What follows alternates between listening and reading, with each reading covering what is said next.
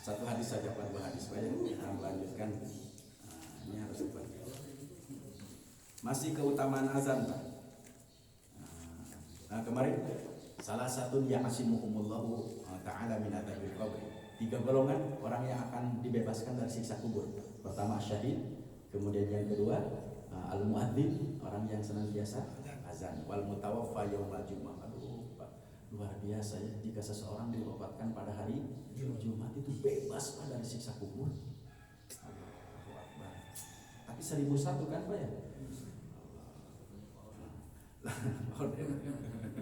Amin, mudah-mudahan. Law ya'lamin nasu ma fin nida'i, Pak, kata Rasul ini, jika manusia mengetahui ma fin nida, apa yang ada di dalam seruan Allahu Akbar, Allahu Akbar. Kan ini indahnya agama Islam dengan agama-agama yang lain itu kan di dalam cara menyeru ibadah Pak ya. Ada dengan yang lonceng, kemudian apa lagi Pak? Api. Ya, dengan api rupa-rupa. Dulu kan kita sebelum adzan ada apa Pak? Beduk. Boleh tidak? Oh, boleh. Kita mau. Tidak ada yang tidak boleh Pak. Boleh.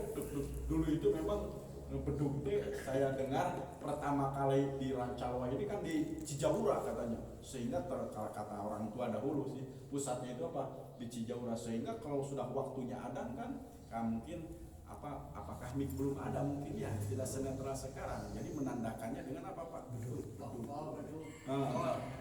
Kalau macam dengar warna ya kalau dengan beduk kan bergandengan karena ada seninya Pak ya antara gitu aja.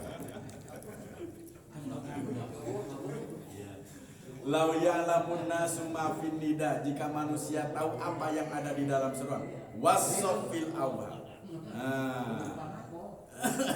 Nih Pak, kaitannya dengan sofil awal, barisan yang pertama. Ya mungkin kalau sholat sehari-hari pasti barisan pertama. Kenapa Pak? Kosong sendiri. Makanya kalau hari Jumat itu yang sifatnya berjamaah diusahakan sofil awal, karena barang siapa yang duduk pada sofil awal maka seolah-olah dia berkurban dengan badanah dulu Pak, onta ya. Itu. Kemudian barang siapa yang duduk di barisan kedua seolah-olah dia berkurban dengan sapi. Barang siapa yang duduk pada barisan ketiga seolah-olah berkurban dengan kambing. Berarti Pak kalau barisan keempat ke sana ayam. Jadi memang harus berlomba sofil awal. Kemudian nanti di dalam kitab Riyadhus Shalihin Pak ini kan dijelaskan seutama-utama sholat fardu itu sofil awal Pak.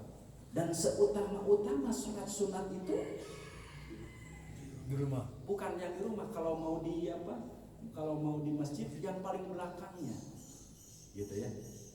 Betul Pak. Jadi lebih baik kalau sholat sunat itu jangan pada barisan yang awal gitu, bagusnya Pak, sehingga nanti orang lain tidak menyangka kita sedang melakukan sholat fardu. Kan kalau di belakang, kalau datang kalau masuk Pak ya, oh berarti dia lagi sholat sunat. Itu memang kan sebaik-baiknya berjamaah laki-laki itu memang seperti begitu. Kalau yang fardu di depan, kalau perempuan sebaik-baiknya barisan yang paling mana Pak? Belakang, yang paling belakang. Summalam yajidu, kemudian mereka tidak menemukan barisan pertama illa kecuali ayastahammu alai nastahammu. Wah, akan saling apa? Membikin undian. Allah.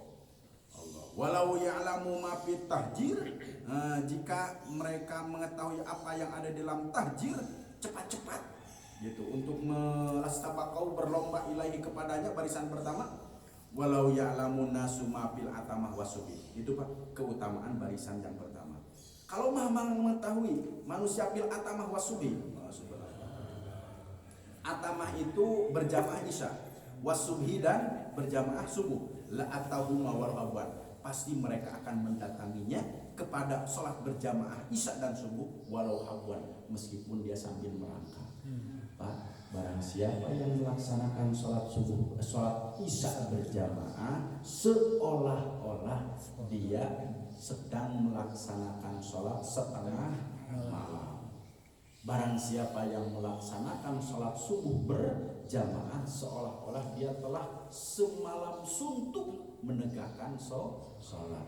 Kalau tahu sholat berjamaah isya dan di antara keutamaan isya dan subuh, tentu duhur asar nanti punya keutamaan tersendiri. Jadi keutamaan isya dan subuh bukan berarti harus menafikan ya, menghilangkan keutamaan apa duhur dan asar. Sehingga prinsipnya begini kan, lu penting mah isya we jeung subuh berjamaah ke wios maghrib mah.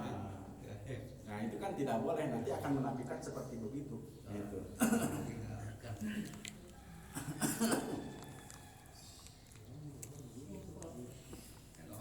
Satu lagi Pak, man sami'an nida'a, barang siapa yang mendengar nida, panggilan, faqabbalaha, maka cium katanya Pak.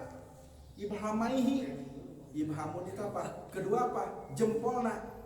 Pawadoa ala ainai, maka menyimpanlah kedua apa? Matanya. Nah, jadi gitu, kalau mendengar nida, cium jempol, kemudian apa?